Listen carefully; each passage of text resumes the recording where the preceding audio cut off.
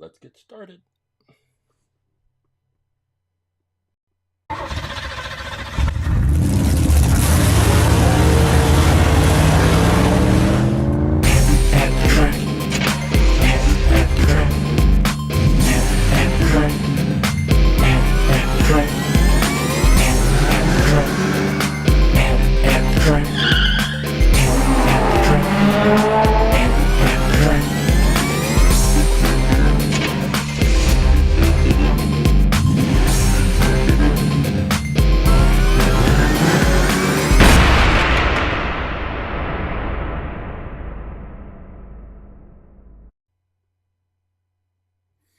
Hey, welcome to At the Track Live. I am Coach James. I am the creator and lead instructor for All About Aerodynamics. What is All About Aerodynamics? I'm going to tell you. All About Aerodynamics is a science program where I use Hot Wheels cars to teach kindergarten through 6th grade students about physics, about aerodynamics, about energy, about kinetic energy, about potential energy, about Isaac Newton and his 3 laws of motion, about a whole range of things, drag, downforce, all kinds of things. And I use Hot Wheels cars to do it. Now, before I can take my Hot Wheels cars to the students to let them participate in the scientific method and these experiments and these races, I have to make sure that I know which cars I'm bringing to the schools and which cars I'm taking back home. So I have to catalog and number each of the cars. I have to put them into a spreadsheet, and there is a lot of work that goes into making sure that I have a correct accounting of all the cars that I have in the All About Aerodynamics fleet. I also have to take pictures and short videos of the cars because there's an online version of All About Aerodynamics. And the students there, since they can't physically take a look and pick their cars, they have to look at the pictures and videos online and make their decisions based on that. So I have to get pictures of the cars, videos of the cars, I have to number the cars, and I have to enter them into a spreadsheet all before I can bring them to the school. So to this point, there are 500 and, let me see, I was just looking at the spreadsheet, and there are currently 532 cars in the All About Aerodynamics at the track fleet. And there are going to be more because, like most Hot Wheels collectors, every time I go to a store, I take a trip down that toy aisle and check out to see if there are any new Hot Wheels, anything I think that the students might like, or anything that I like. And I buy those, and I end up buying more cars than I have had a chance to enter into the spreadsheet. So typically what I have to do is just grab a bunch of cars and sit there, crack them open, take the pictures, take the videos, put them into the spreadsheets, and that's how it went. And it was pretty boring work. But I came up with the idea for At the Track Live. And so with At the Track Live, what I can do is open those Hot Wheels cars that I have in storage bins, and live right here with you, we can take a look at the cars, review those cars, and I can get my pictures, I can get the video, I can enter them into the spreadsheet, but then I can take them out to the track and we can actually see how it performs. But there's more. Not only will I be taking these cars out to the track to see how they perform, the cars that I crack open from the storage bins, but you can participate. How can you participate, you ask? Glad you asked, even if you didn't. What you can do is you can go to atthetrack.live, and we'll have 3 options. And those 3 options will be the YouTube link, the Twitch link, which you don't need because you're already here, But the third link says choose a car. And if you select that, it will take you to our webpage where all of the cars that are currently in the fleet are listed and numbered. And so I'm going to crack open a car. But if you see a car that you think would be faster than the car that I cracked open, then all you have to do is find the car you want, select the number. So if you think that this Moto Blade would be faster than whatever car I happen to crack open, then all you have to do is put the car's number, which is, what's the number on the Moto Blade? Oh, now we've got the 100 grand. The number on the Moto Blade is 99. And in looking at that, I've got to check because there may have been a plastic shell that covered this car, at least partially.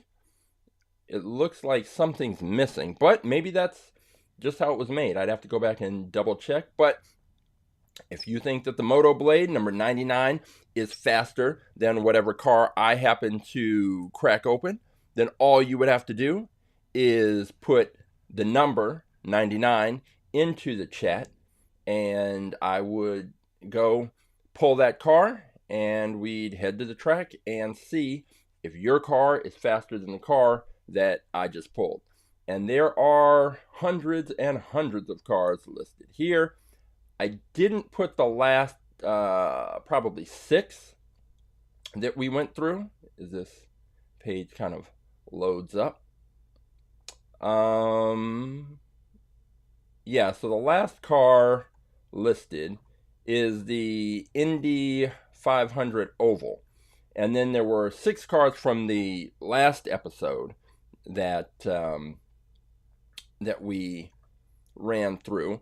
And so going back 2 episodes ago, this truck, the Lolux, was the fastest of the group. It was the fastest car that we had. And what we did is took the Lolux and had it race the car that was the winner from the previous episode, and the Lolux became our fastest in fleet, which is a little title that we gave to the car that was the fastest. So at the end of today, after I crack open these cars, we're going to race them and have a little tournament, and then one car is going to win today. Well, then that car faces the fastest in fleet car to see if it can become the new fastest in fleet car. Very simple.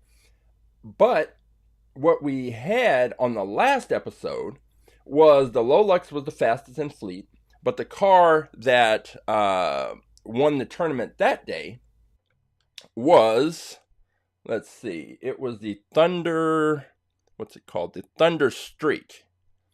And it had a very similar design to the Indy 500 Oval, but so it won the tournament, and then it faced the Lolux, and it beat out the Lolux.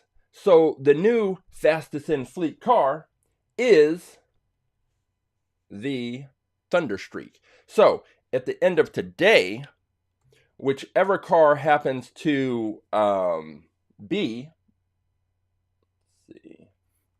whichever car happens to win today's tournament will end up facing the Thunder Streak in a head-to-head matchup to see if it can become the new fastest in fleet car. So that's something that will happen. Now, just before we came on here today, I was watching the Hot Wheels Legends Tour grand finale. And a few weeks ago, I think I mentioned that I went to the Legends Tour stop. If you don't know what that is, car builders from around the world have an opportunity to create a car that will be made into a Hot Wheels car if they win the tournament. This tournament that is held yearly, and it goes to different cities. And when it came to Los Angeles, over in El Segundo, they had the tour, and so you could walk around and look at the cars that were competing to try and win and become the Hot Wheels Legends Tour champion. And trying to see the car that won. So today was the finale, and so it had been to cities all around the United States and all around the world. And at each stop of the tour, a new car was, or a car was chosen as the winner at that stop, and then they consolidated that down to 10. And today they chose the winning car. And let me bring it up here. This was the car that won. It was a version of sort of a cyberpunk Mazda. And that's it. And this was just a screenshot from the event. And Jay Leno was one of the judges. And yeah, so this is the car that won, and it will be made into a Hot Wheels car that can be purchased in the store. They showed a winner from 2022, and it was like this kind of monster truck. He took like a little K car or K truck, and it's got like monster truck tires, and it's a huge suspension, and it has shark teeth in the front. It's crazy. But he won in 2022, and today they showed him receiving his prize box that included the version of the car that will be available in stores. And that's going to be available in 2024. So he won in 2022, and the car is not going to be available until starting in 2024. So I suppose that means that this car won't be available until 2025. So you'll have to wait a little while, but that is the car that won. Hot Wheels also, they had a TV show where they had people working with these mechanics and car builders and fabricators to create unique custom Hot Wheels cars. And I think it's on Peacock or on YouTube somewhere. You can watch it. But anyway, the woman whose car won, the same thing. Her car is going to be converted into a Hot Wheels car. And right after the show aired, the finale, they had a link, and you could go out and you could buy the Hot Wheels version of her car. And I did that, but based on this timeline where the guy who won the Legends Tour, it took 2 years for his car to actually be manufactured. I don't know how long it's going to take for her car to show up. So when I get it, you'll see it, and we will see what happens.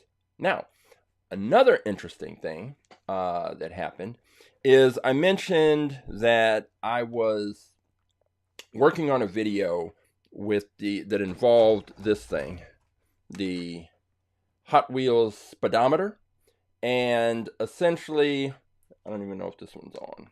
Oh, the battery is in there.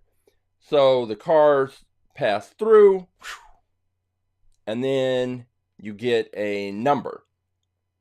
And my question has been, what does this number actually represent?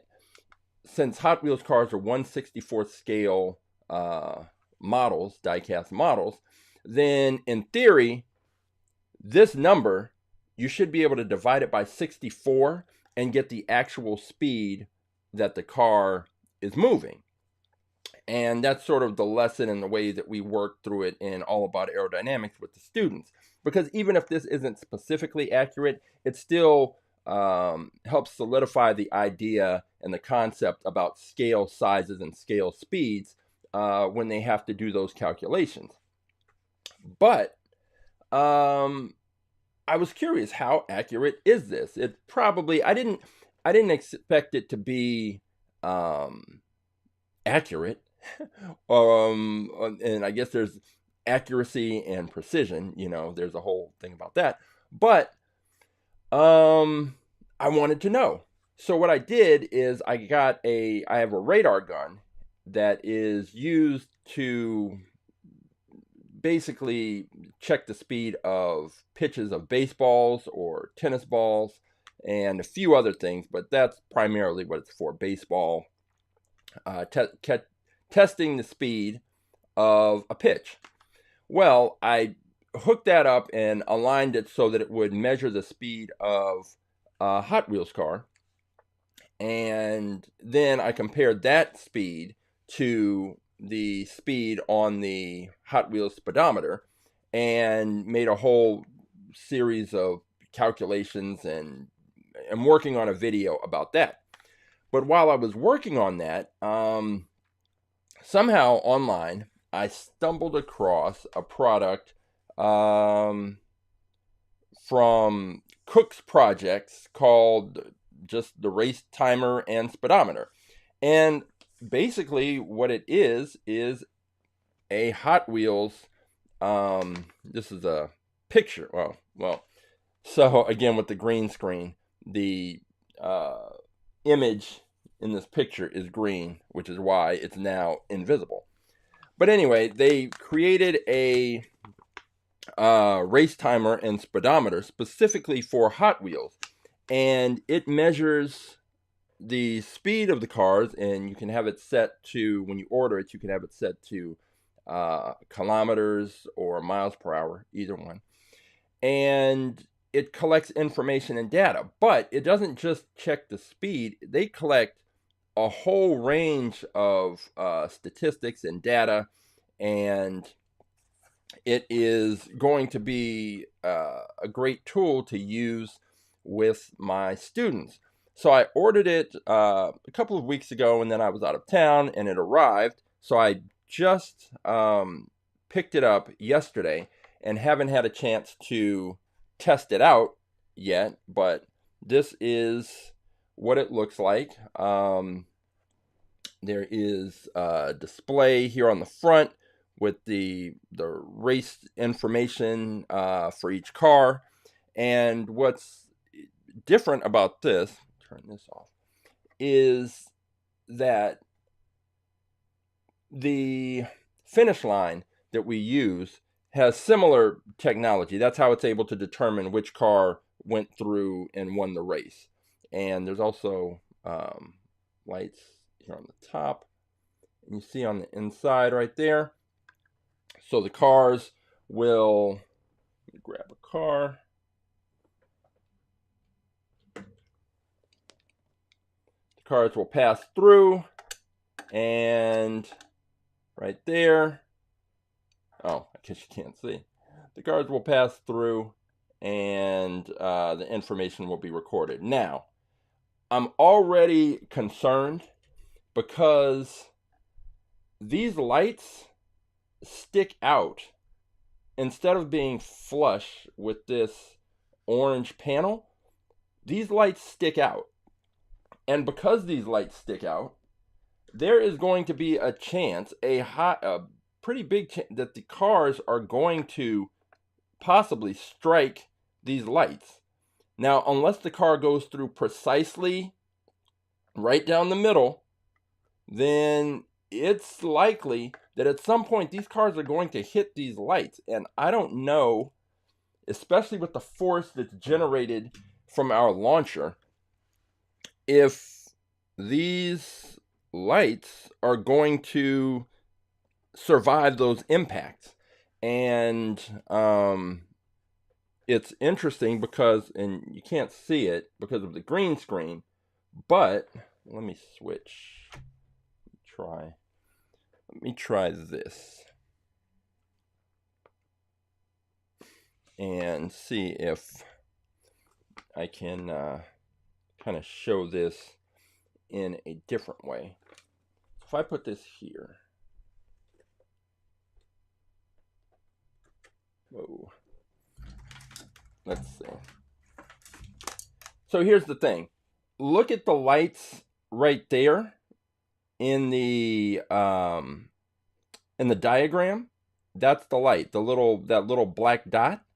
So you can see right there that the light doesn't stick out nearly as much as it does on the actual version. And so here you can see these lights sticking out pretty far. And I just can't, I have to test it out. So, I could be wrong, but in this version on the diagram, there's no way that the cars could make contact with the light, even if they were off to one side of the track, because the light is pushed back and pretty much flush with this middle section. But on this version, the lights are sticking out, and I'm not necessarily confident that these cars, when they come out, are not going to just slam into these lights and break them. And as much as this thing costs, I would be very disappointed if that was the case. But All About Aerodynamics is all about science and the scientific method.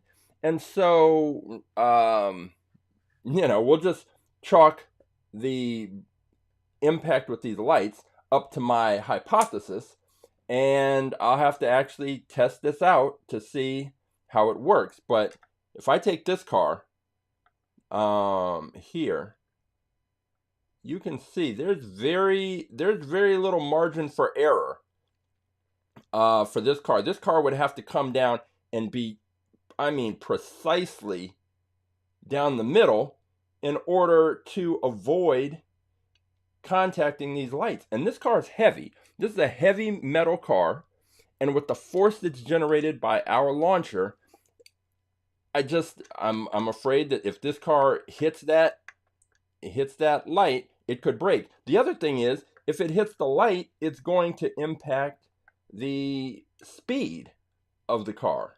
So I don't know if this is how they are all designed, or if they're supposed to be more like the version that's shown in the diagram, where these lights are not sticking out this far, because this, I don't know, it just seems like the precision, the level of precision that these cars will have to achieve to get through here without banging into those lights, I don't know. But I just got it. I'm going to test it out and see how it works. And hopefully the lights being positioned where they are is not a problem, and it will be useful as a tool with students to check the speeds of their car. And once it does work, again, I mentioned it collects so much data that there are other lessons that can be created based around the information that is taken from that speedometer and race timer. So that is something that I'll be checking out after I finish up here today. But what we're here to do today, as always at the Track Live, is we need to find some new cars to introduce into the All About Aerodynamics at the Track Live fleet, and then we will find the car that wins today, excuse me, and it will go up against the Thunder Streak, which is currently our fastest in fleet car. So, as far as the cars, we're going to pick 6. That's what we usually do. And we will start, well, I'll also mention, these cars aren't going to be picked today, but I was out of town last week. Went to go visit some family in Atlanta. And here in LA at the airport, there is an FAO Schwartz toy store in Terminal 5. And they have Hot Wheels cars, way overpriced. They are basic cars, and they are about $5 each. But I've seen some cars there that I haven't seen in the stores, or the ones that I have seen in the stores, it's been months later before I saw them in the stores. So I went through, stopped by, and picked up a few cars that are going to be, I'm going to put them in the storage bin, so eventually they'll make their way to the track. But figured I'd just show you right now. Got this Alfa Romeo GT V6 3.0.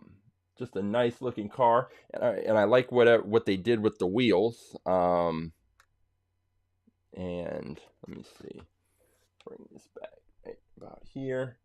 Oh, I will just do this, and then you can see the wheels a little more. Let's see, take that off, go to this view, and you can see right here we've got this Alfa Romeo.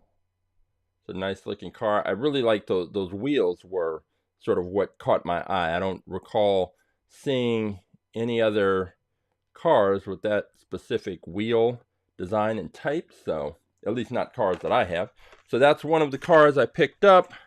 I also picked up this Ford F-150 Lightning Custom. This is almost certainly a car that's going to end up in the stores. You'll see this. But again, it's just another good looking car.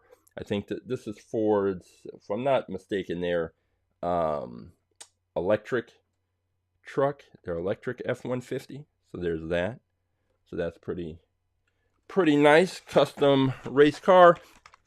And then a version, I got a purple version of this Datsun Bluebird, which I'm pretty sure I have another version of in a different paint scheme.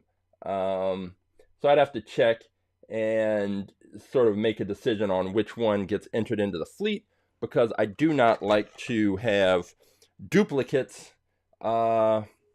in the group. So I went to Atlanta, and I was in a Target, and I decided to go and take a look at the cars, and my mom was with me, and so I told her, what I was doing, and she knows about All About Aerodynamics and At the Track Live and all of that. And so I was looking through the cars, and I picked up a car, and then she looked through, and she decided that she wanted to pick a car, and she wanted it to be raced. So she picked up a car, and the car that she picked, I will show you in just a moment. But then she also picked a car for my aunt. So she decided that she was going to pick a car for her. She was going to pick a car for my aunt, and she wanted to see them race. So that's going to happen. Excuse me. So the first car up today is this 62 Corvette that my mom picked out, and I'm going to crack it open, and we will take a look at it.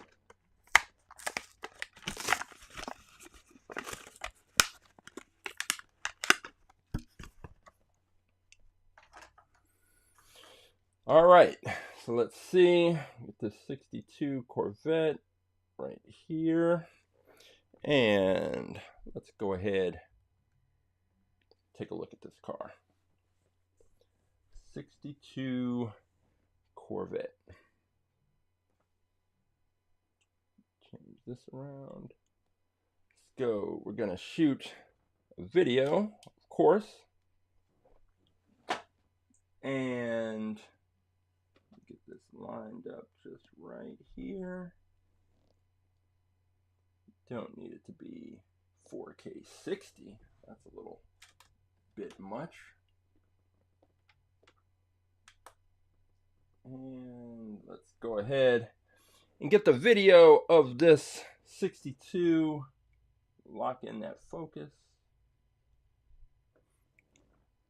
All right, so this is car number 533. And this is the 62 Corvette.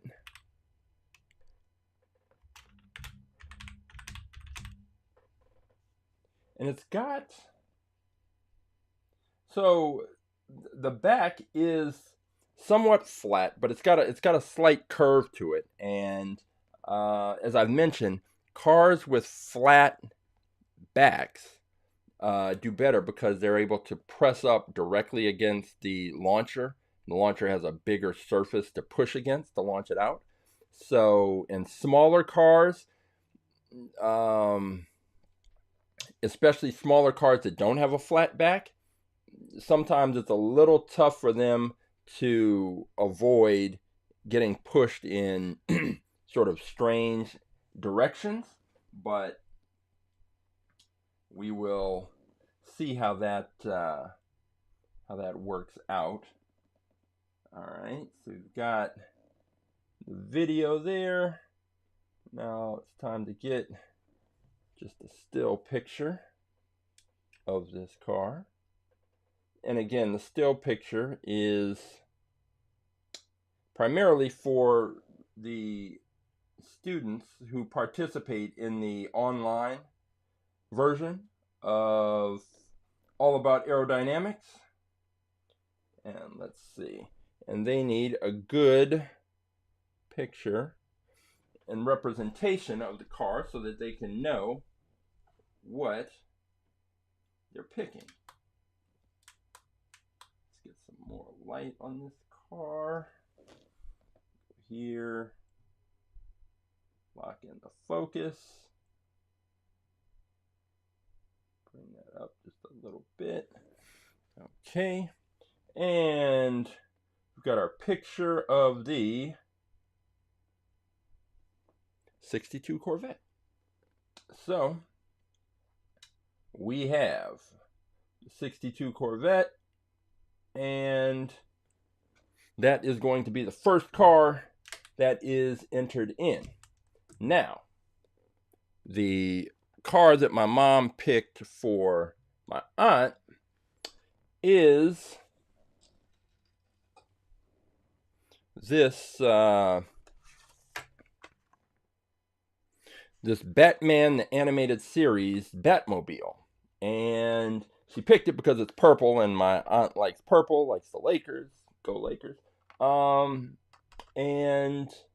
this is the one she picked. Now, I know for a fact that in the storage bins, I have this car. It's definitely not purple because I don't tend to like picking the Batmobiles in colors other than black. I think the one that I have, though, it might be blue, like a dark blue. But hang on, I didn't check to see the year on this 62 Corvette 2008 because I also enter the year into the spreadsheet. So get that there. Okay, so we have this Batman Animated Series Batmobile. And like I said, I have one in there that is a different color. But this is the one my mom picked for my aunt to represent her. So let's crack it open, take a look.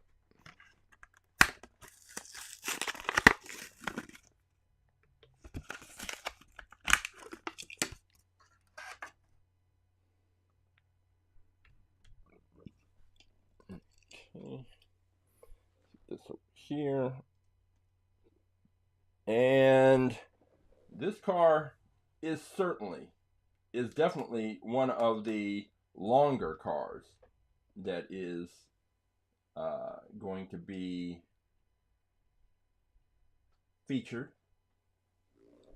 And let's go ahead and let me take There, let me lock in the focus. And go ahead and, oh, I guess it would be helpful if I started up the platform.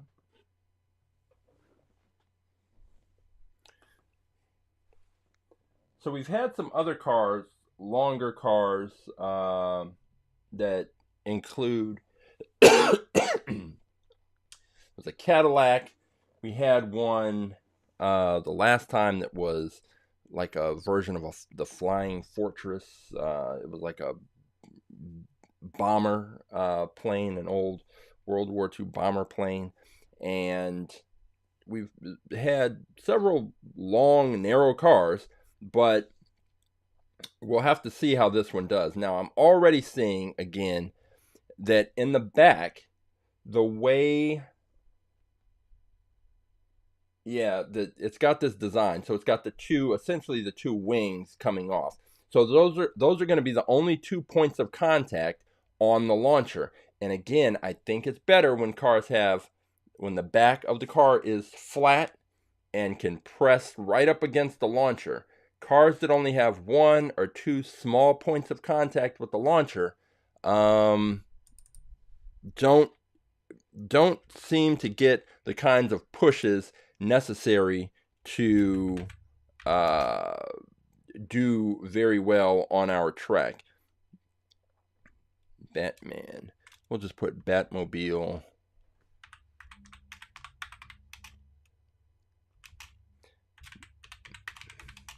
Batman. And stop the video. Batman, the animated series. Alright, and then let's get a picture of this thing. I mean, it's definitely represents, if you've ever watched that series, which is pretty outstanding. They did a good job in representing the Batmobile from the show. Let's go 1.4 and spin this thing around here. Lock it in. And that is, let's get a little more light on it. Lock in the focus.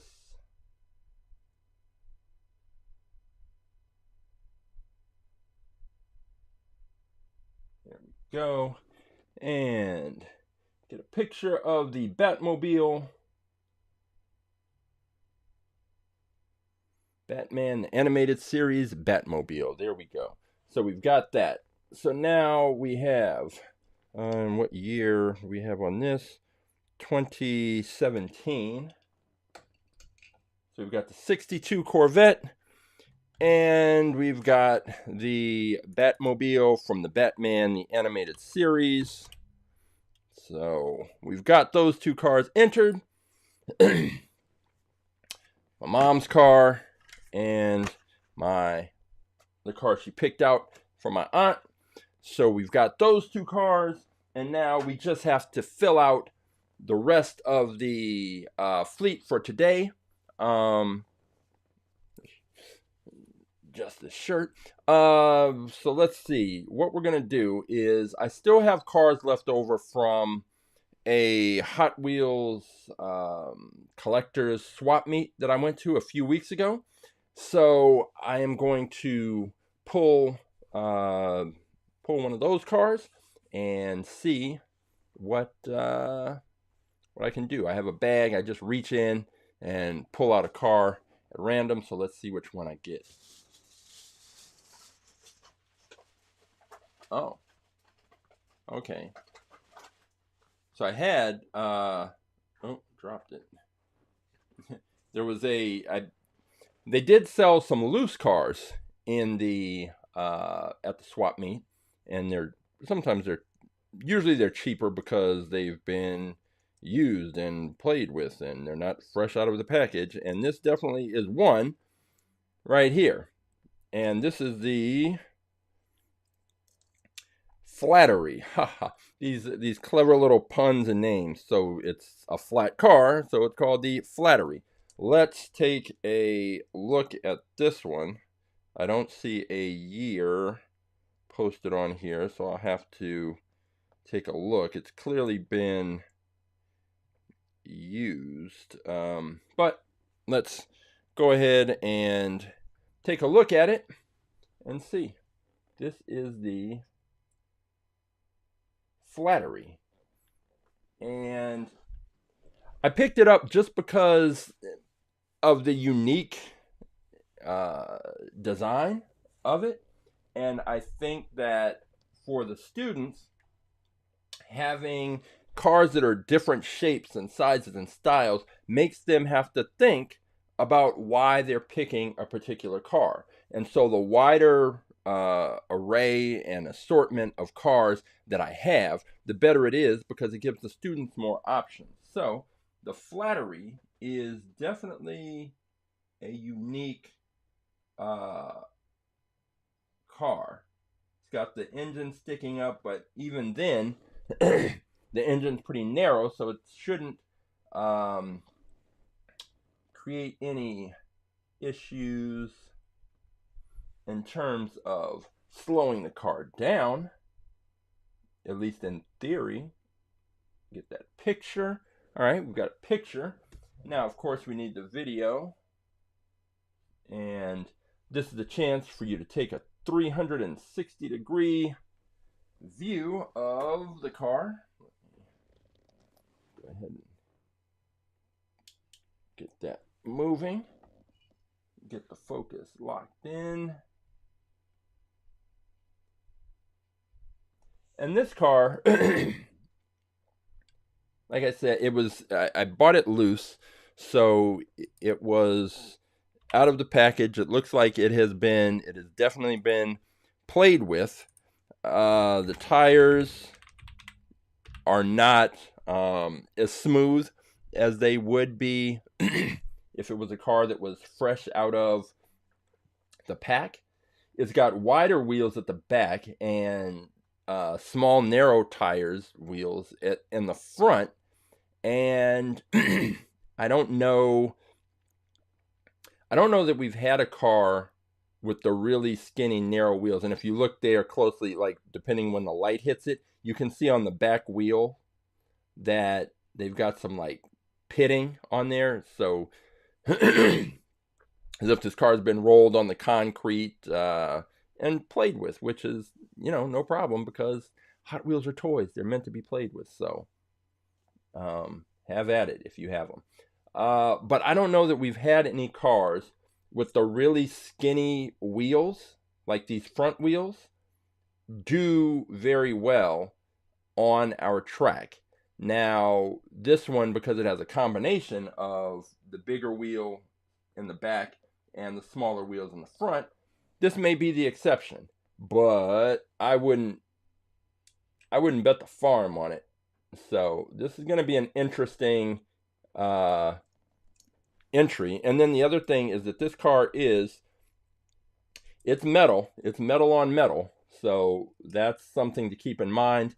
There you can see the wheels and the difference in the width. You can also kind of see right here what I mean. Like these back wheels are a little rough, but they're not so much so that I think it will slow the car down. At least not too much.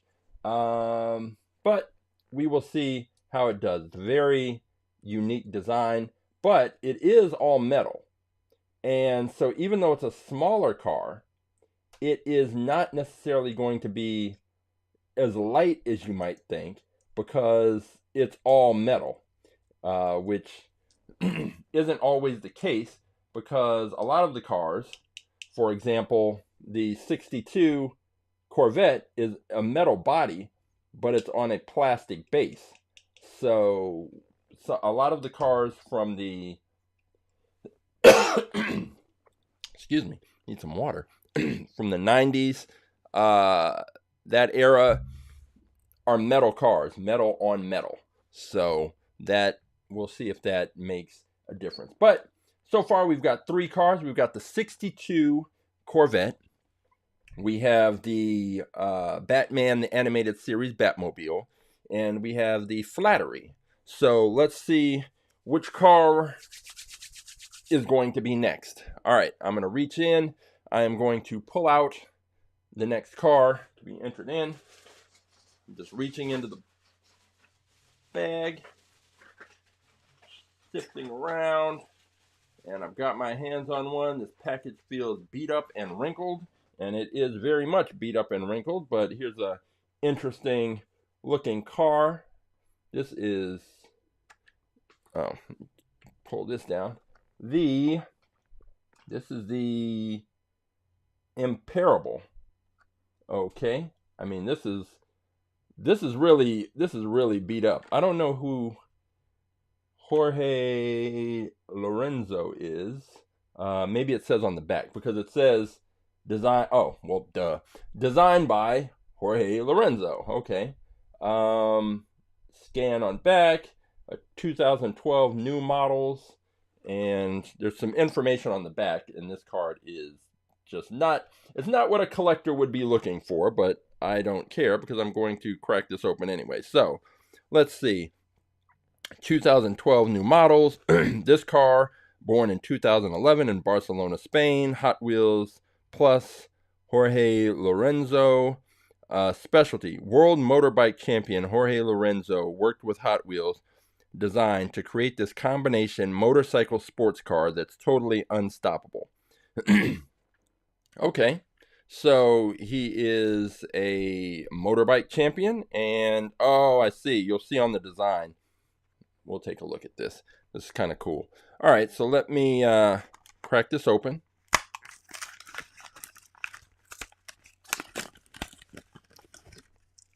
Imparable. Ugh, this old, dirty, dusty card. Okay, so let's see here. This one. Imparable.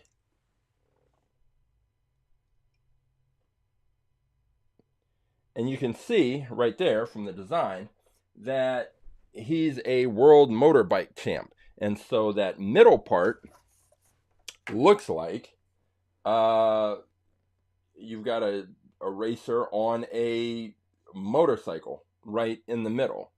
And then they built the car around that. So that's, oh, wait, it's tilting? What is this about? I don't know if that's going to be, hang on, let's take a closer look, because to make sure, is this one of those cars? Well, it's definitely,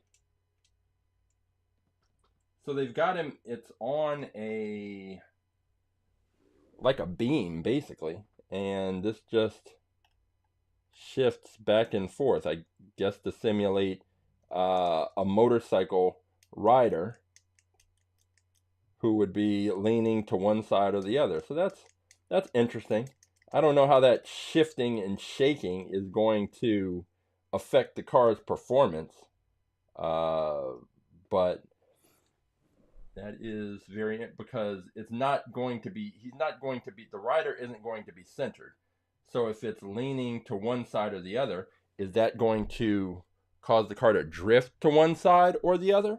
I guess we will find out. So let's go ahead and shoot the, might as well shoot the video first.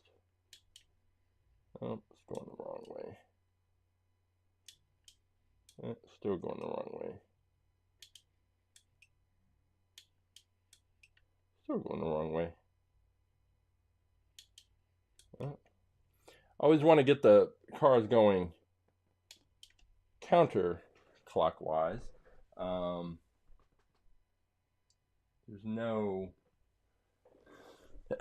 no specific reason for that other than when I started man, I need some water. When I started shooting the videos for the cars, they were going counterclockwise, so just for the sake of consistency, I have kept up with the counterclockwise movement of the car. So this is car number 536. This is the Imperable.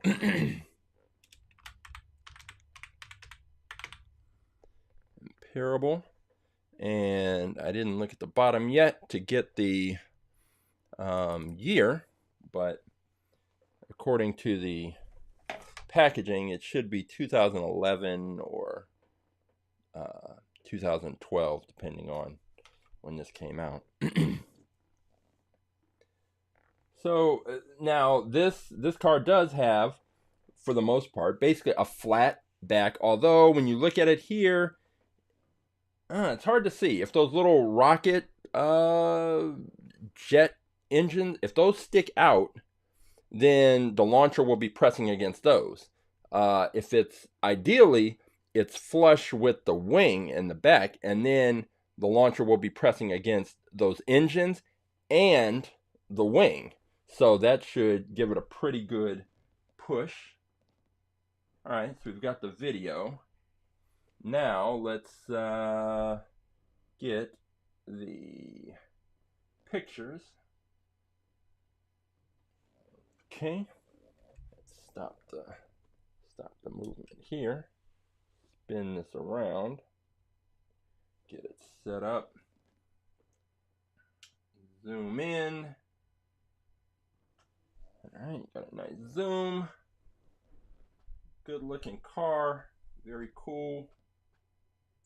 Turn it just a bit.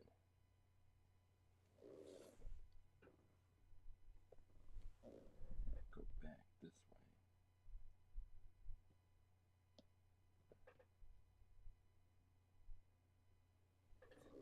way. Okay. Lock in this focus.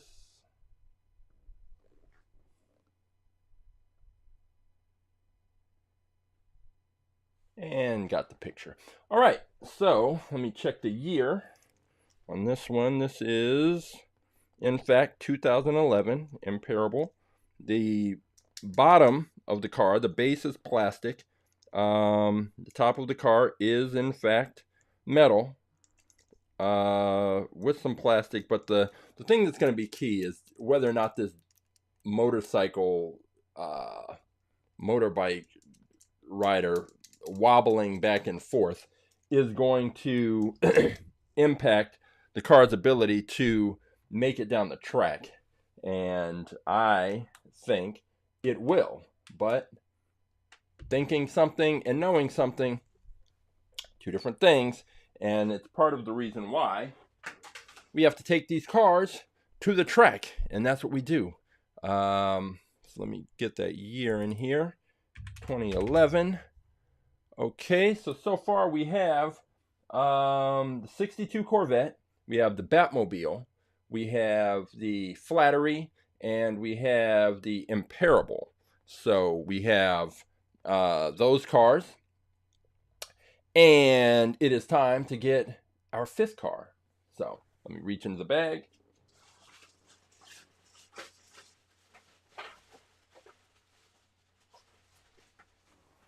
Okay. And we have the Sinistra. The Sinistra. And let's see. This car is from 2002. So it's from 2002. It definitely has a, oh wait. I think I just entered some information into the spreadsheet in the wrong place. Okay, got it straightened out. So this is 2002. And the Sinistra. And it's another of these blue card, late 90s, early 2000s models where Hot Wheels didn't put pictures of the car. Now, the packages, there's a rendering of the actual car that's in the pack. But back then, you just had these blue cards that had just sort of random cars on there. But let's take a look at the Sinistra. Crack this open.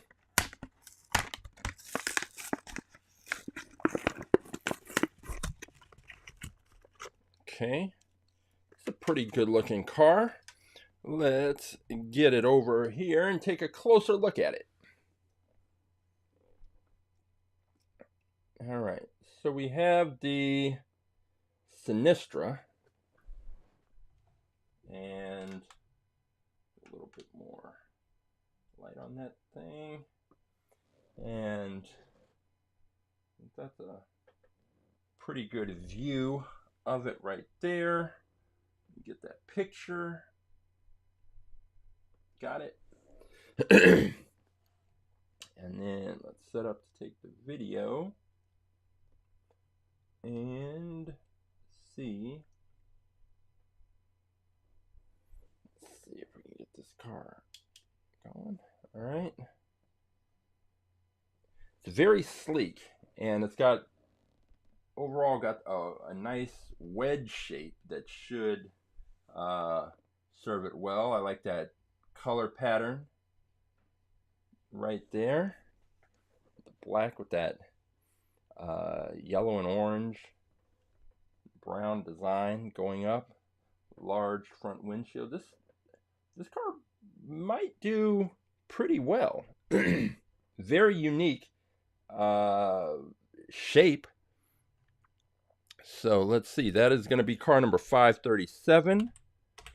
This is going to be the Sinistra. Make sure I spelled that right. Yep. Sinistra. And let me take a look at the back. That's usually one of the first things I check with these cars, is looking at the back to see it's got a little bit of looks like it's got a little bit of a point to it, like it curves up just a bit, and there's a bit of a point. Again, I think the cars that tend to perform the best are cars where there's a flat back that presses right up against the launching block, because the launching block is a block and it's flat on one side.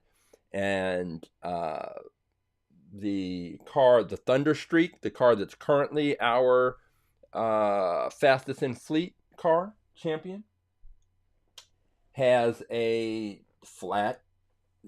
big wing in the back, and that presses. So this is the Thunderstreak, and it has that big wing right in the back that presses up against the launching block.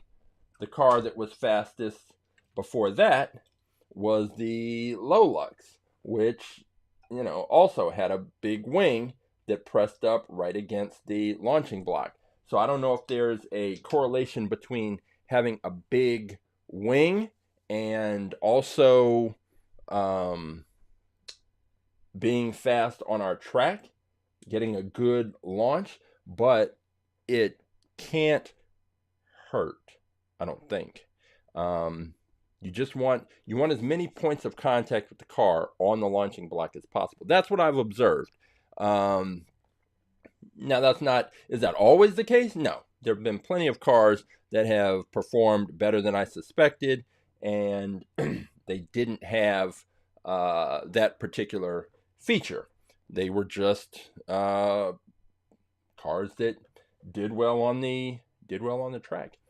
And it's part of the reason. What I tell the students is we can't really make broad determinations based on a few races. We have to have a lot of races. And that's why I have the students keep track of the data and the information, so that we can start to see trends. After you have enough races and you collect enough data, you'll start to see trends about which cars perform well, which cars don't perform so well, and we'll start to get a better idea of the ideal car to be fast on our track. So, all right, we have the 62 Corvette. We have the Batmobile, the animated series car. We have the Flattery. We have the Imperable. And we have the Sinistra. The last car that we are going to pick we're not cheating, but when I went to the Target with my mom, I mentioned that I picked a car, then she picked a car for her, and she picked a car for her aunt. So it's going to be a family affair race day, because the car that I picked was this one, the Celeron GT. And this is, I know, again, this is another one that I know I have in storage somewhere. I have one of these. But this one just caught my eye with the black and red color scheme. I had to pick it up. And yeah, this is going to be my pick. So it's going to be entered in with the rest. So let's go ahead and crack this open. Take a look.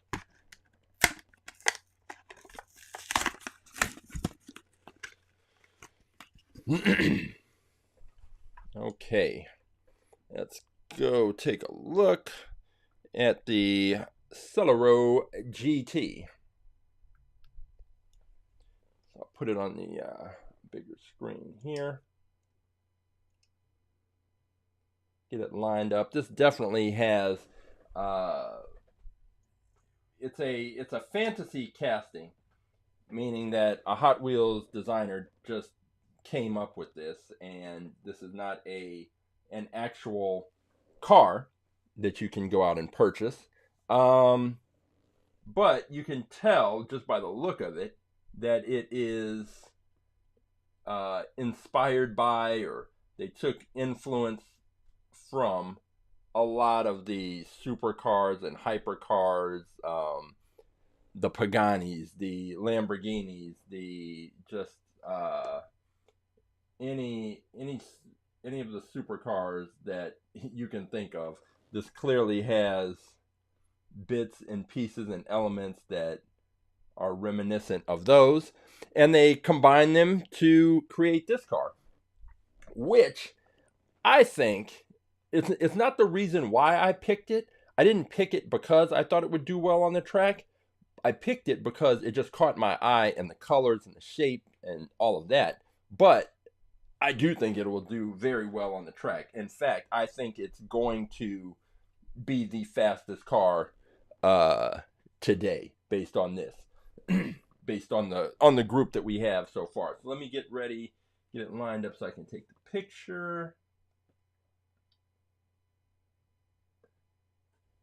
Okay, get the focus locked in, and got the picture. And now let's get the video. Oh, going the wrong way.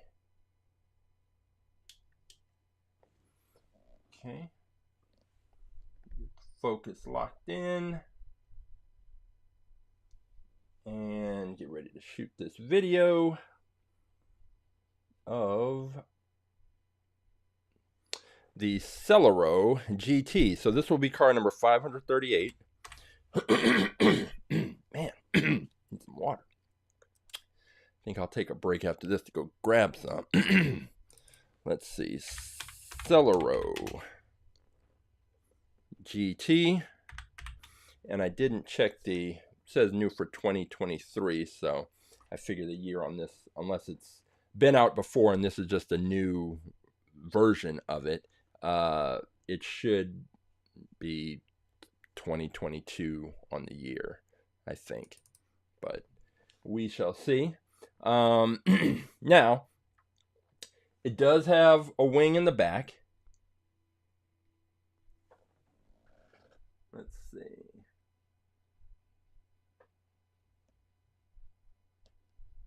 So it has a wing, and the wing kind of has a point. It's not flat like the Thunderstreak or the Lolux. So that may present an issue. I don't know. It's a little tough to tell until we get it out to the track. But in terms of the aerodynamics of this car, it just should be fast. Everything that you would want in terms of a car that has good aerodynamics is present here. The air should be able to flow over, under, and around this car with relative ease. So we will see if that in fact is the case. Let me check the year on this one. It is 2022, as I thought. It's got a plastic base. The top appears to also be plastic. So now we've got a car with good aerodynamics and plastic on plastic. That's a tough combination to beat, but we will see how it performs, especially against some of the 90s cars that are the metal on metal. So let's we'll see how it does now that we have our 6 cars here. So what we're going to do now is we are going to take I'm going to take just a quick break, get some water. Man. And then it's just going to be a couple of minutes. And then we're going to come back.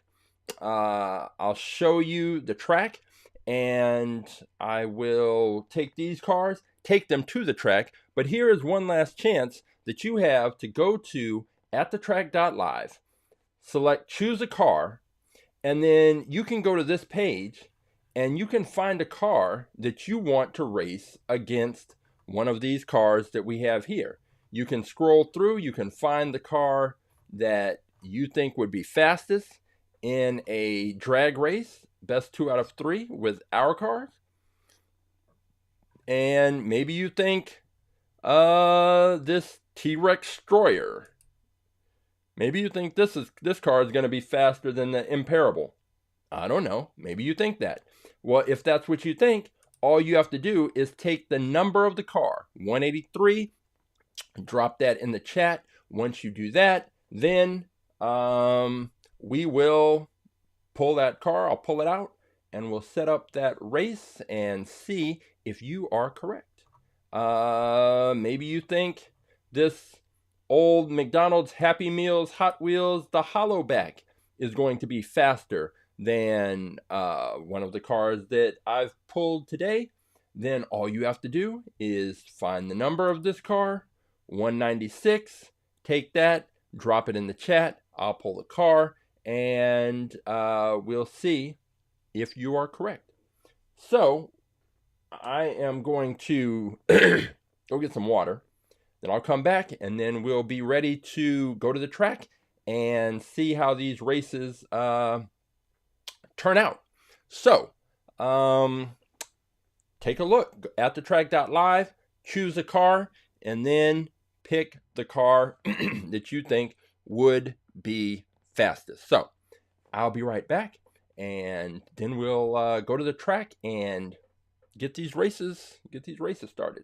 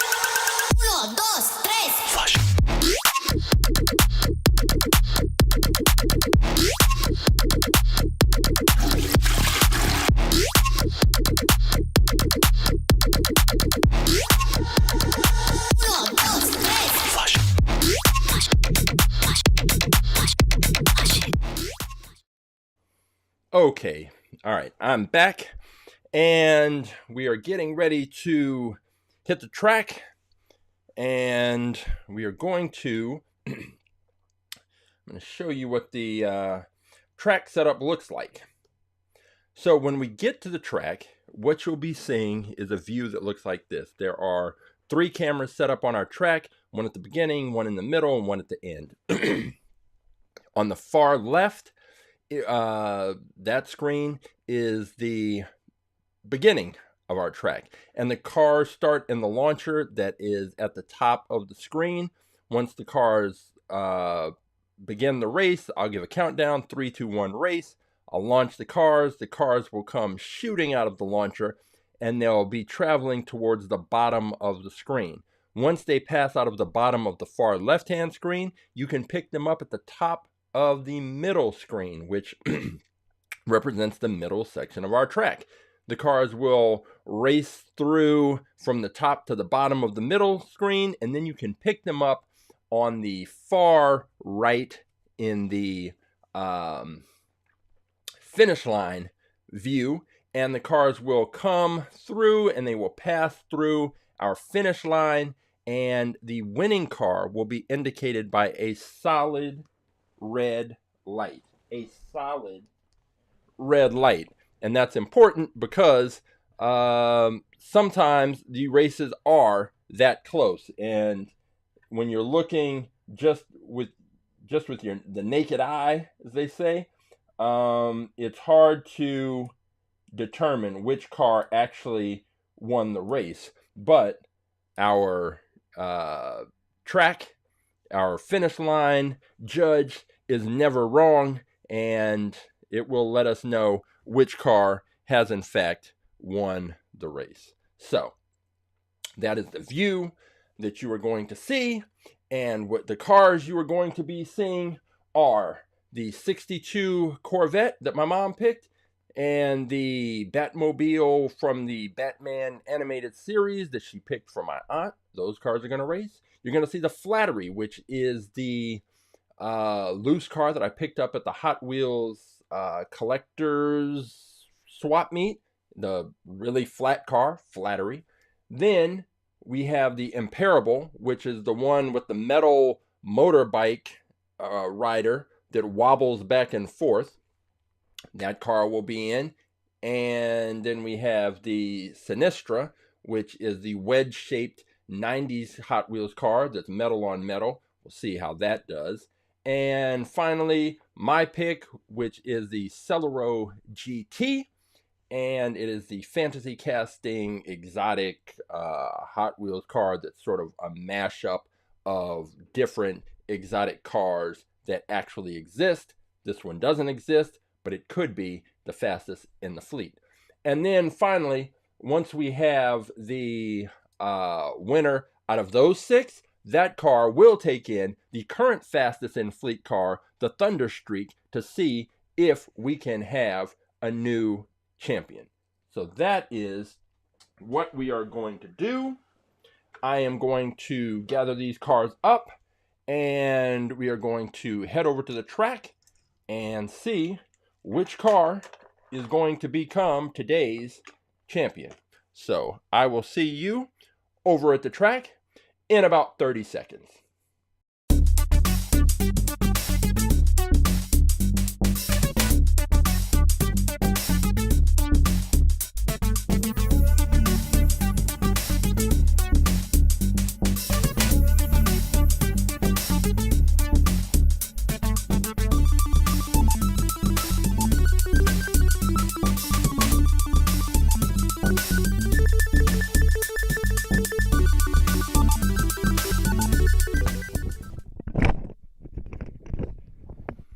Okay, so we are here at the track. I just always want to double check the sound to make sure we're getting good audio. Yes, we are.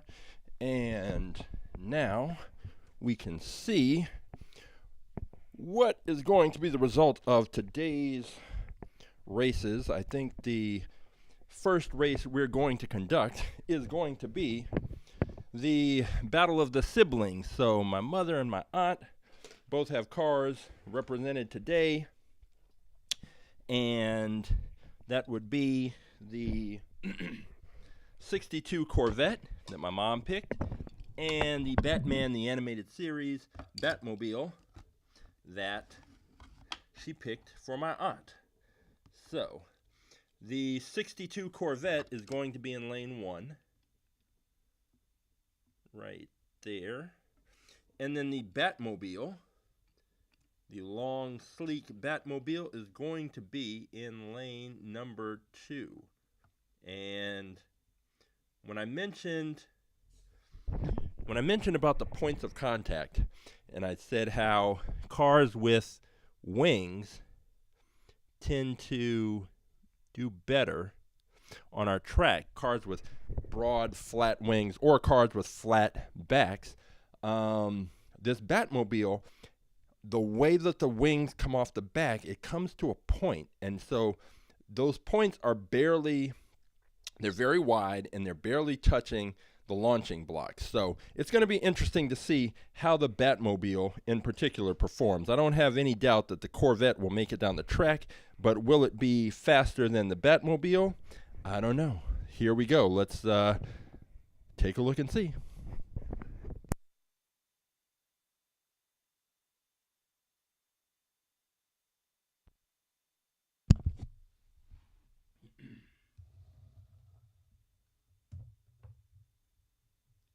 Three, two, one, race.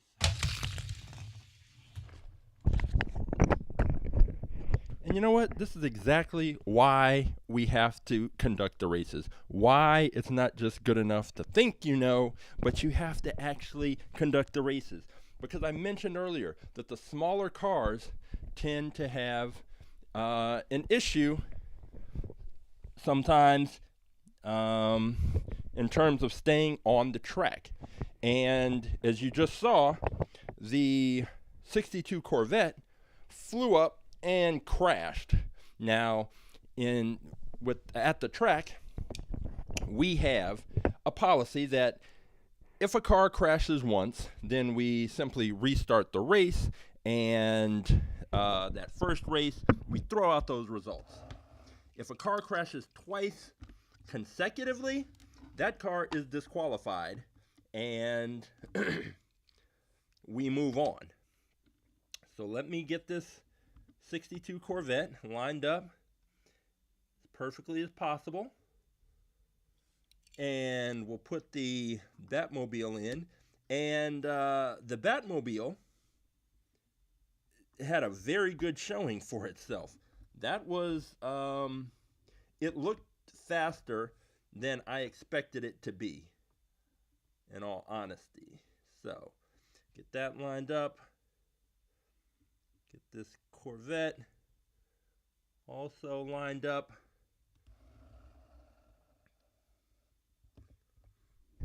Okay, the cars are lined up again. Hopefully the Corvette can stay on the track, and we will see which of these cars can take this race. So here we go.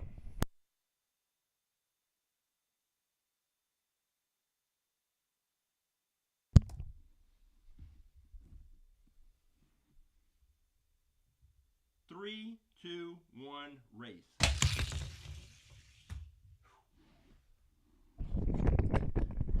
Wow. Well, Mom, I hate to tell you, but your car is disqualified because it could not stay on the track. That was the second crash in a row, and I would have to take slow motion video to really determine why this car continues to crash in this way. But it has crashed again. The Batmobile, meanwhile, flew down the track. And I'm starting to think that the Batmobile might be a serious contender going forward. But as I've said in the past, it's hard to tell if a car is really fast until it goes up against multiple cars. Perhaps the Batmobile looks fast because the other car keeps crashing. So I'm going to go against the rules one time because it's the car my mom picked. And I'm gonna give the Corvette one last chance to stay on the track. That's it. So, if he gets a third strike, it's out. So let's see what happens.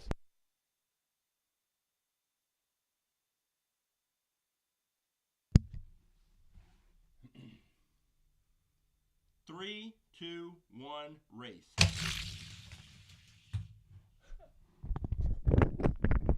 Well, the Corvette did not fall off the track, but it flipped upside down and ended up on its roof, upside down, in lane number 1. It did not make it down the track. It was a sad showing for this plastic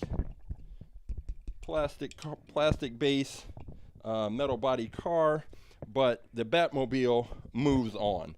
So the Batmobile moves on to the winners area and will wait an opponent. And so let's see, the next race up, let's go with another one I'm curious about. What was this one? The Imparable. This is the one with the metal motorbike guy that wobbles back and forth.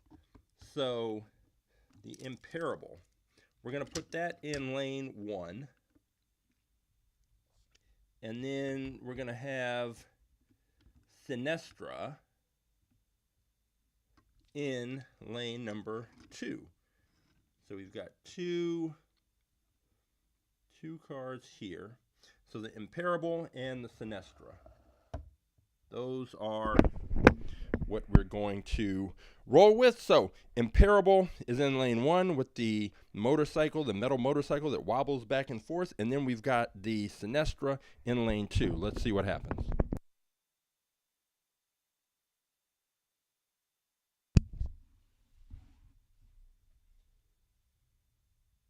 3, 2, 1, race.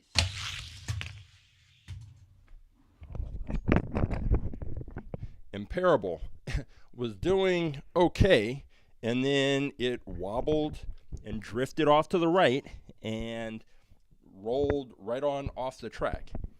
Meanwhile, the Sinestra looked pretty good going down, so we have to do that race again, and hopefully the Imparable can stay on the track.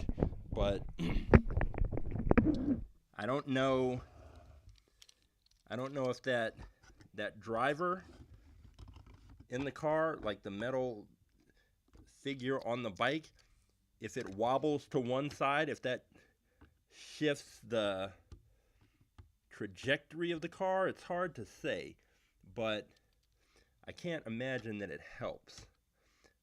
All right, so we're going to line these cars up one more time.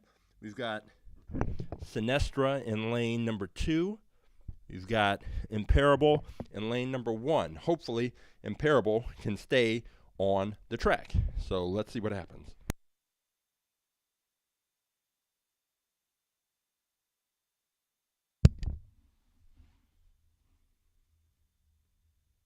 3, 2, 1, race. Ooh. Okay, that was a good race. Sinestra took it. Imparable was able to stay on the track, so that's a positive. And these cars seem somewhat evenly matched. So now what we're going to do for race number 2, we're going to switch lanes and then see what kind of results we get. So Sinestra is up 1-0. If Sinestra takes this next race, it will move on alongside the Batmobile. Okay, so now we're going to have Sinestra in lane number 1, and we will have Imparable in lane number 2. And just for just for the sake of knowing, the motorbike guy in Imparable, which is in lane 2, the motorbike guy is leaning to the right. So I don't know. Maybe that will cause the car to drift to the right. I don't know. I would have to take a lot more, analyze the video of that car to determine how that rider impacts that. But anyway, we have Sinestra lane 1. We have Imparable lane 2. If Sinestra takes it, Sinestra is moving on. Let's see what happens.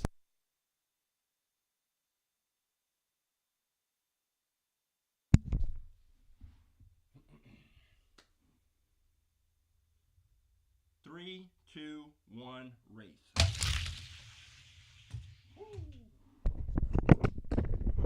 Okay, so that's interesting because Sinestra kind of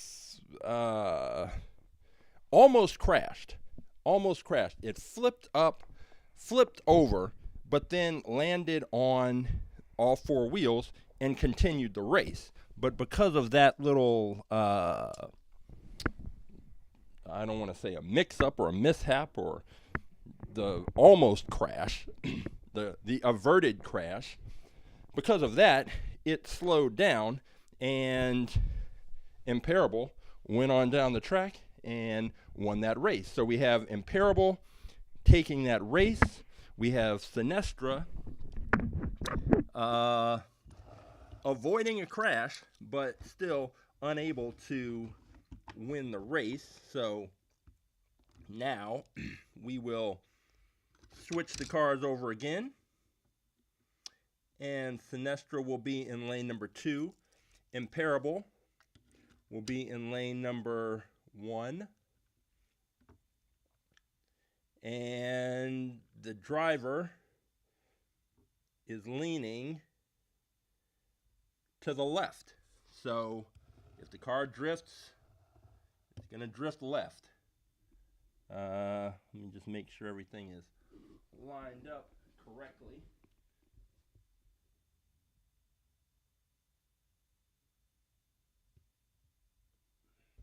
Okay. All right. So Imparable is in lane 1 with the driver leaning left, and we have Sinestra in lane 2. It's 1-1. Let's see what happens.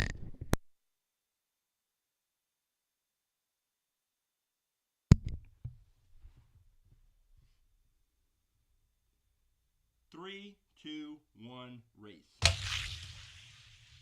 Woo. Sinestra takes it by a very small margin, but Sinestra does indeed take it.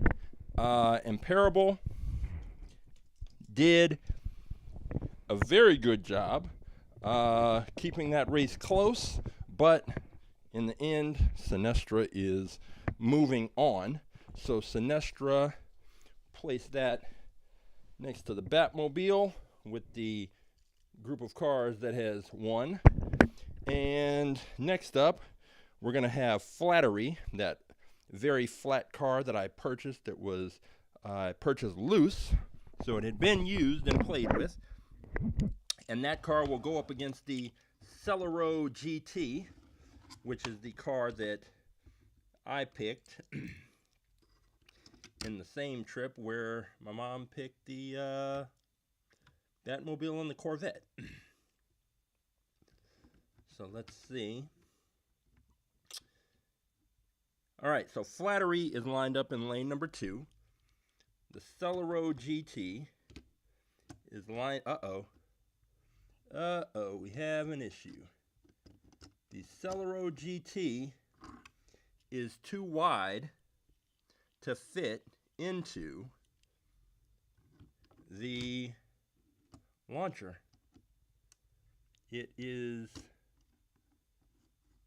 well, so this is going to be weird. It fits into the launcher, but it fits in a way in which it's pressed right up against the sides, which means it is not going to get a very clean launch out of the the launcher at all. It is going to have friction. It's going to grind up against the sides before it is eventually pushed out. This is not good. So I'm going to test it just to see if it can even come out. This is not ideal. So let's let me see if it comes out. So I'm gonna just launch it to see if it comes out, and if it does, then maybe we'll give it a shot. But the way it's wedged in there, I don't think it should be allowed to race. So let's test this out. 3, 2, 1, race. Yeah, that's not gonna be any good. So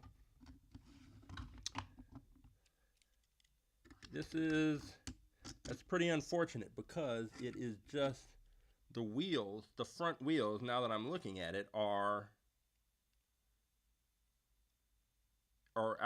wider, just slightly wider than the back wheels. This is an odd thing. And so, oh, you know what? It's not the wheels.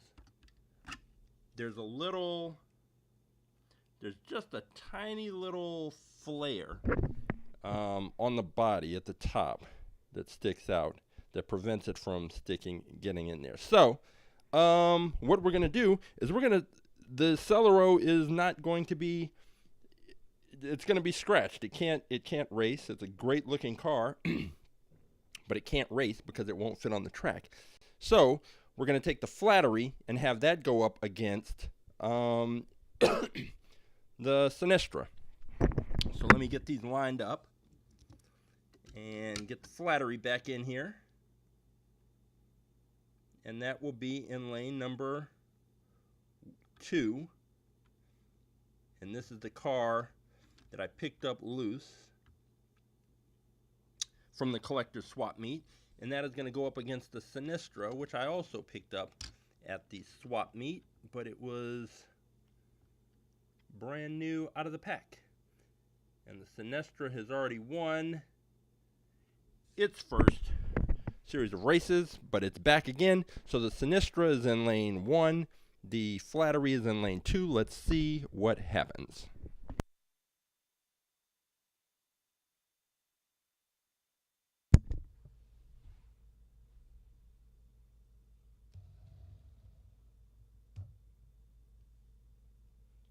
Three, 2, 1, race.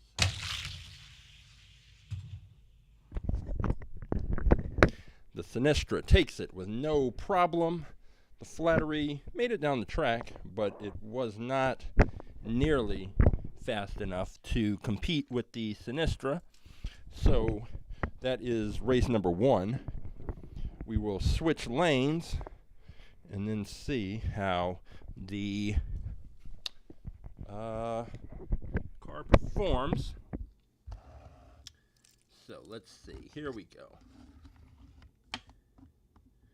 We are going to place the Sinistra is going to be in lane number 2, and Flattery is going to be in lane number 1. Provided I can get it to stay in here. And I'm going to put the Sinistra in lane number 2. Okay. Trying to get the Flattery lined up, pressed up against the launching block. All right, so this is race number 2, and in lane number 2 we have the Sinistra. Lane number 1 we have Flattery. If Sinistra wins, it's moving on. Let's see what happens.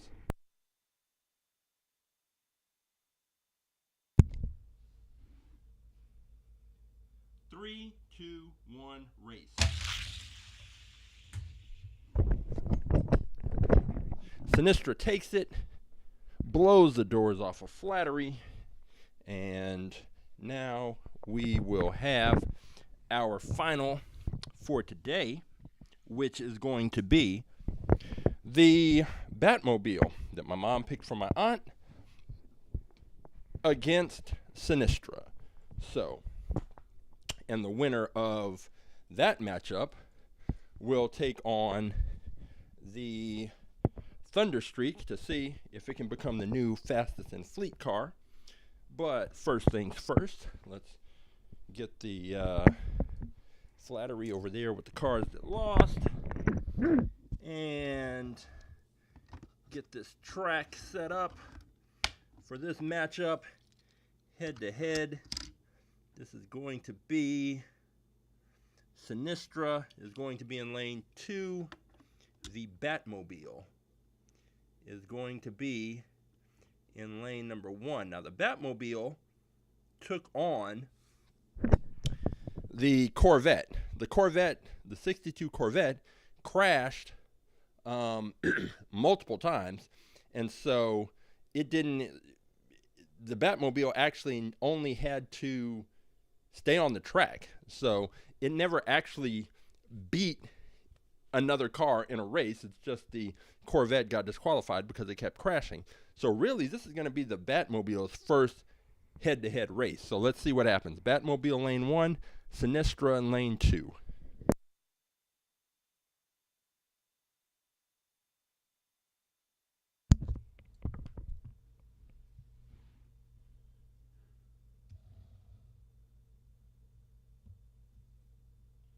Three, two, one, race.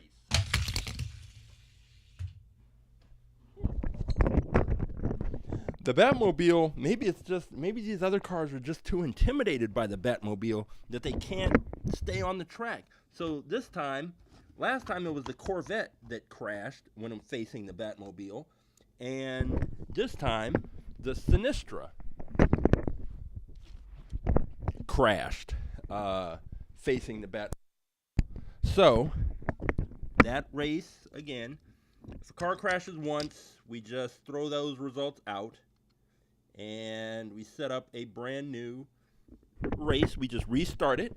So let me go get the Batmobile, which, as it did against the Corvette, it finished the race in seemingly speedy and impressive fashion. But how do we know how fast it really is? Because no cars seem to want to stay on the track to face it. So we're going to try again. If the Sinistra crashes, the Batmobile from the animated series is going to be today's champ. But we don't want to. I'm sure Batman doesn't want to win like that. Batman doesn't want to win via technicalities and disqualifications. Batman wants to beat the Sinistra on the track, I'm sure. I'm sure that is how the Dark Knight would want it. That's how we want it. We don't want any technical victories. We want an actual victory on the track. Let me get Batman lined up, which Batman is. Okay. So here we go again. Batman, the Batmobile from the Batman the Animated Series is in lane 1. We have the Sinistra in lane 2. Let's see what happens. Sinistra has to stay on the track in order for this to continue.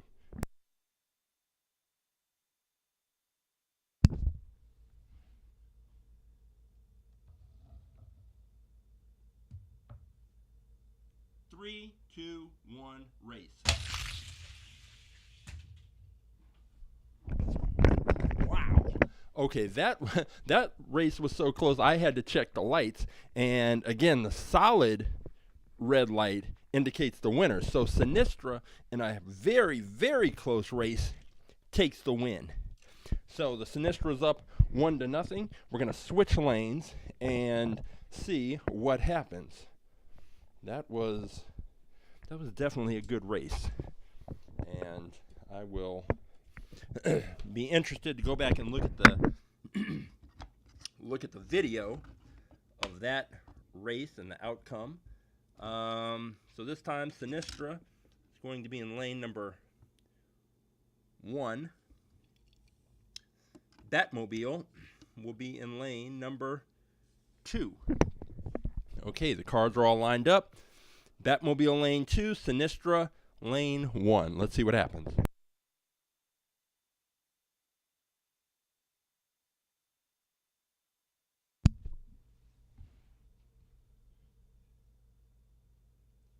3, 2, 1, race.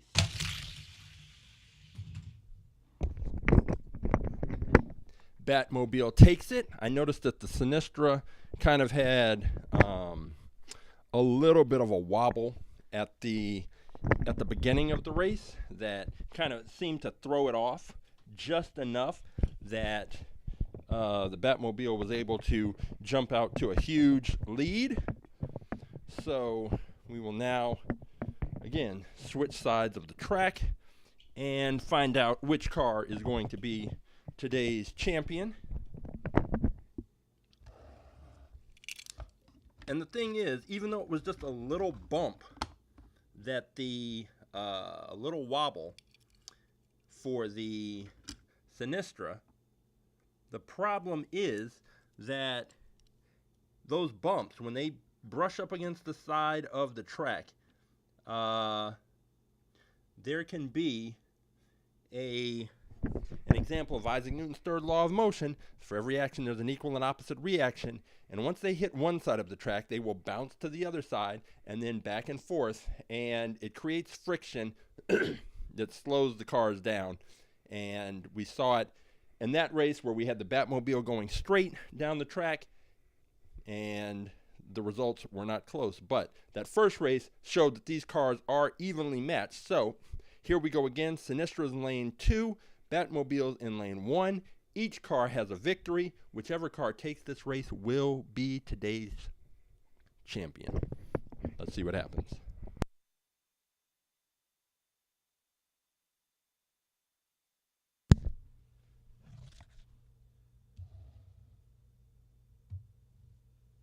Three, two, one, race.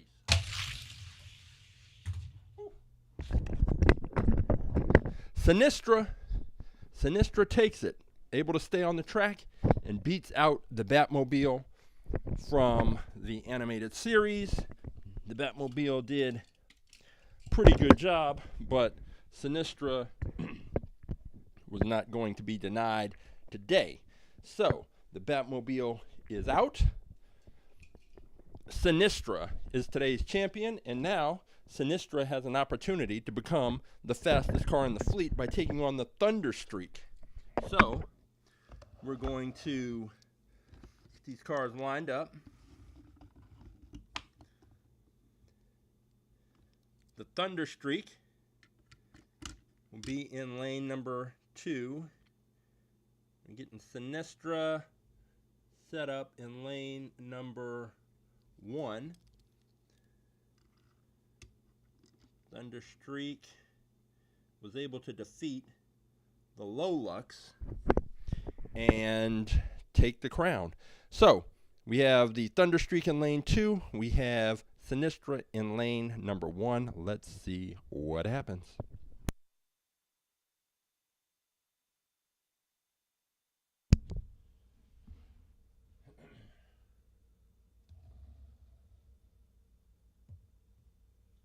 Three, two, one, race.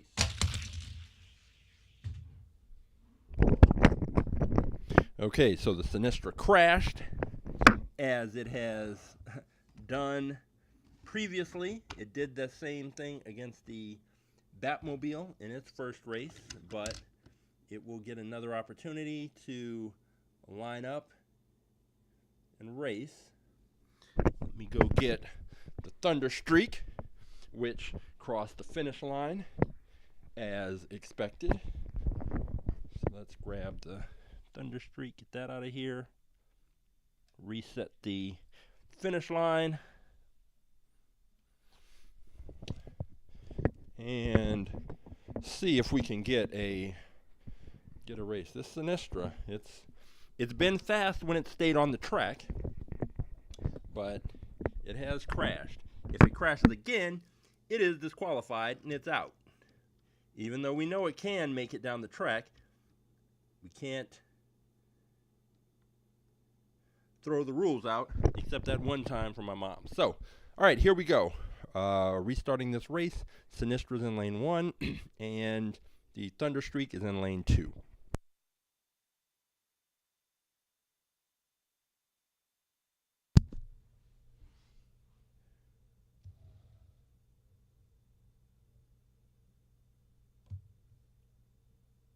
3, 2, 1, race. Both cars stayed on the track, and the Thunderstreak had no problem beating the Sinistra.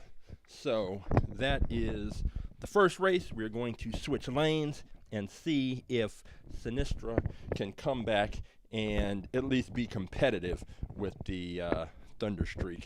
Because as it stands right now, the Thunderstreak is clearly faster. But, you know, maybe Sinistra had some minor issue on the track. I don't know. But we will find out.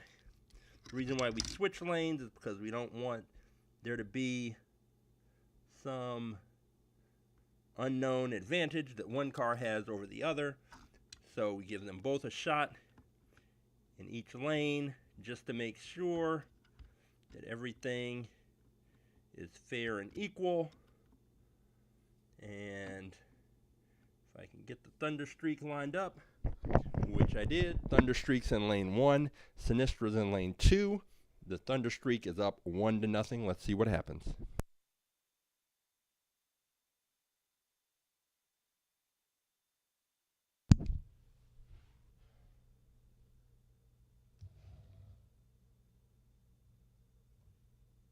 Three, two, one, race.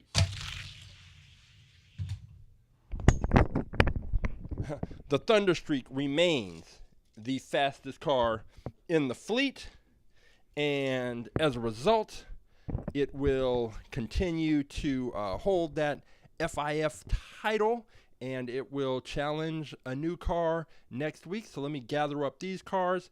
We'll head back to the garage, and I'll show you exactly what the problem was with the Celeron GT. And we'll also take a look at the winner.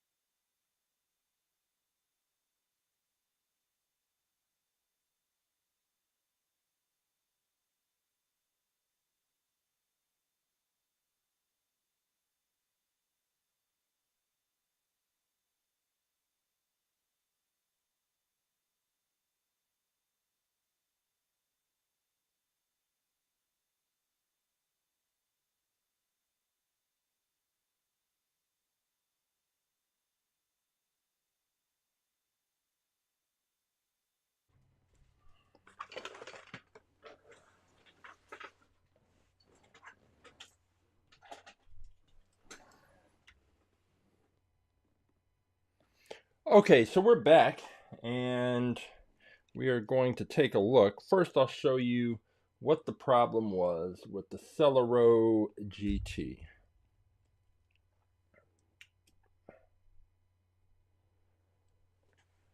So right here, let me turn it a bit.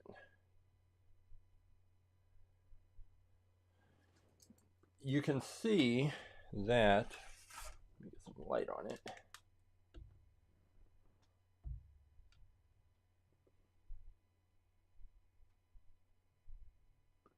Locking the focus. Okay, so right here on the car, right at the tip, right there, this little metal part right there, and then there's one on the bottom, they stick out just enough that it wedges the car into the launcher. So the launcher has two walls on either side, and if it didn't have this little tip that sticks out right there, then this car would fit perfectly into the launcher. But because of that little tip and that one on the bottom, it sticks out just enough that the car wedges in to the starting gate, and those little points that stick out are rubbing up against the wall, and it wedges the car in there so that it can't get a clean release. And because it can't get a clean release, it can't race. So as good as this car looks, as much as I like this car, it can't race. I'm going to have to give this car away as a prize car. And you can see right here that you can see it just sticks out just enough, and it doesn't look like much, but when I put it in, again, this car is wide, and so it's wide enough that it fits right in. But this little piece sticking out here, and then the same piece sticking out here on the other side, makes the car too wide, and therefore it cannot race on our track, unfortunately. So we'll never know how Hot Wheels mash up exotic car, supercar is going to do, but you know, that's how it goes sometimes. And then of course we had the Sinistra, which was the fastest car of the day until it matched up against the Thunderstreak, which is still the reigning, defending, conquering champion. And that is what we have. And this car did well, and it seemed pretty fast until it came up against the Thunderstreak. So it was interesting. It also crashed a couple of times, but then it had some really good races against that Batmobile. But the Batmobile ultimately lost out, as did that car to our still fastest in fleet. Right there, we've got the Thunderstreak. It is metal on metal. It's got that IndyCar, Formula One-ish type racing vibe, and it is pretty fast. It took out the Lolux. It took out the Sinistra today, and it is going to continue on. It's going to wait for a challenger, and that challenger can come from the pack of cars that I open up, or it can come from you. It can come from a pick that you make if you decide to go to atthetrack.live, and then you go to choose a car, and then you find a car that you think would be faster than the Thunderstreak. You take that car, you put the information, the number associated with that car, put that into the chat. I'll see that number, I'll pull that car, and we'll take it to the track and see what happens. So, we went through a few cars. I'll have to inform my mom, if she's not watching, that her car didn't make it, but the car that she picked for my aunt did pretty well until it ran up against the Sinistra, and then the Sinistra ultimately fell to our fastest in fleet, our current champion, the Thunderstreak. After I finish up, I'm going to be taking a closer look at this race timer I got from the Cooks project, and see how this actually works out. And I will be working on that video with the radar gun and the Hot Wheels speedometer and a bunch of other things. You should follow All About Aerodynamics on Instagram at AA Aerodynamics. All the links are also, if you go to At the Track Live, scroll to the bottom, there's links. There's also a calendar that will show when we are going to be live, and you can schedule to watch live and participate. Or if you miss out, on our YouTube page, we have all of the previous episodes of At the Track Live. I am going to be going in today to add some time codes in case you just want to watch the races, or if you want to see the reviews, whichever parts of the episode you want to select, I'll add those time codes in. You can go back and see some of the experiments we've conducted, the gravity track versus the launcher. We have that experiment. There are a number of other things that you can find on our YouTube channel. We're starting to do a few things on TikTok, so you can find us at AA Aerodynamics on TikTok as well. There are a bunch of things coming, and right now I'm just trying to test out and see what works, what doesn't work. And now that we've really got the format for At the Track Live down, got a system, got our cameras locked in, it is going to be time to start advertising this program, this show, and trying to get more viewers, more people interested in Hot Wheels, which I know there are millions of people interested in Hot Wheels. Just want to get a few.